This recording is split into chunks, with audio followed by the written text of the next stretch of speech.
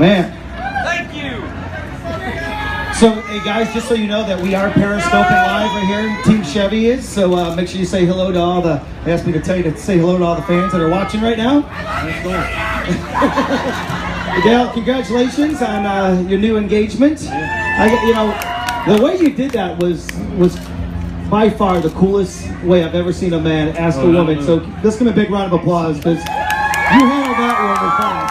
Yeah, I don't know. I think we were going to Germany and checking out some cool stuff about my family, and it just seemed like it was a good time to do it. But we've been together a long time, and it's something I'm really excited about. Look forward to the rest of our lives, so it should be fun. That's awesome. And Martin Truex Jr., a lot of the fans want to know how Sherry's doing. Oh, she's doing very good. She's doing great. So feeling good, back to normal, really, honestly, and living a normal life. So she's still doing some maintenance chemotherapy once a month, but really just back to normal and feeling good. So everything's good. Talk about your foundation and what happened just a few months ago there in Charlotte. We had our Catwalk for a Cause, which is one of our big foundation events throughout the year, and just had an amazing event. Had a lot of support. A lot of people were there. Raised a lot of money for the kids at Levine's Children's Hospital in Charlotte. So it's something that's been really special to us, especially really since Sherry got diagnosed. It's really kind of taken on another meaning for us. So just a special night. We had a lot of support from the industry. A lot of the drivers were in it. Dale walked in it. Amy walked in it. So we're really thankful to all those people for attending and being part of it and helping us do what we do. That's awesome. Let's give it up for what he does outside the track. Both of these guys, it's really awesome. Guys, talk about your first time ever here in Indy that you can actually remember. Do you remember? I mean, I'm not even talking about racing, just your first time here. I hadn't been around as long as Dale, so. My first time here was 2005 to run the Cup race. I think the night before I won the race over at ORP and in the Busch Series, and coming here to run the first time, it's just a cool feeling to come here. It's almost like the first time you roll into Daytona, you drive through the tunnel and you're like, I'm going to race at Daytona, and you get that kind of feeling here. When you go through Gasoline Alley out there, it's just it's a neat place. You think about the history, you think about all the races you watched here, all the great names that have won, and all the history that's been here. So a special place for sure, and very lucky we get to race here. I think the first time was we came here and tested for the race in 2000. So it was kind of fun. I got to drive Dad's car that day. He drove my car, and our cars drove completely different. And I was pretty good, pretty happy with my speed in my car, and I got in his car and was able to run as fast as he was running. We had a little pie dad on the dash to where you could see the lap time, and I was pretty proud of myself. And his car was a little bit slower, but he said that he passed me when the race got going. And so we out-qualified him, and we ran pretty good, and sure enough, about 100 laps into the race, my car started plowing and wouldn't turn. The track got a lot of rubber on it, and here he come with a little tiny sway bar all rolled over and getting through the corner and went by a bunch of us. So he was right. He just all that experience and everything just really paid off. But it was a good time. What makes this track so challenging? Oh, there's a lot of things. I mean, it's really different than anything we do because of the high speeds with the flat corners. Having four corners that are just 90 degrees is something we don't do other than really road course. So. Single groove, kind of narrow groove racetrack, very line sensitive, really got to hit your marks. There's just everything about this track is difficult in the stock car. Yeah, I just agree with Martin. It's a real tough single groove track, 90-degree corners, don't give you a lot of opportunity to really put a corner together that's a whole lot better than the next guy. Everybody can get to them about the same, but you just got to really put pressure on the guy. If you get close enough to him, put a little pressure on him, maybe he'll make a mistake. But for the most part, it's a real challenge. We got a couple questions right down here, a couple fan questions. What's your name, sir? Rob. Robin, what's your question? Who's it for? For Truex. What was it like having Dale and Teresa bring you into Cup? Working for them for the first time. Yeah, it was awesome. I mean, from the time that I moved down to North Carolina to work with those guys and to race for Dale, it was really a dream come true for me, and such a great opportunity to be part of a place that was that was really fun to be, to race for. They had a lot of great people, a lot of smart people. Dale taught me a ton about racing, the Uris and Bono and all those guys. We had a really neat group of people, and it was a special time for me to be able to learn and to be able to kind of hone my skills and do what I did. So it was a lot of fun back then, and we had a blast. Dale, I got this young lady right down here in front. She was just so polite and so nice, and she's 8 years old, and she had a question. Dale, how long have you been driving? I ran some go-karts when I was 12, but I really didn't get to drive until I was 16. Me and my brother shared a car. We raced a street stock car, and he'd run it one week, and I'd drive it the next. And I drove some Legends cars right around that same age.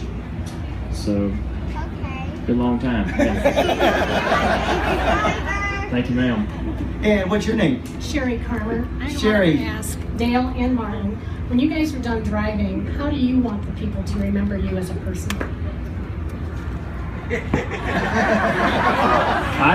Yeah. That's a good question. It is. I think it's real important to be respected by your peers, and just always have been a good, fair guy and an honest person. The races you win are important, the championships, and all the statistics are pretty neat. But really, I appreciate. I appreciate it more, I guess, when people compliment your character, and those things are probably more important to me. Martin? I'd have to agree 100%.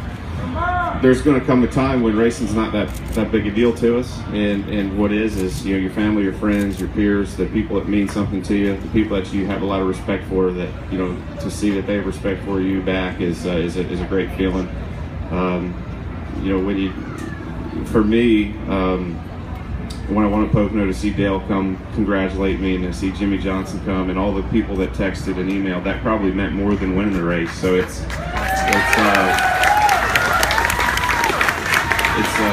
that's definitely a big thing for all of us.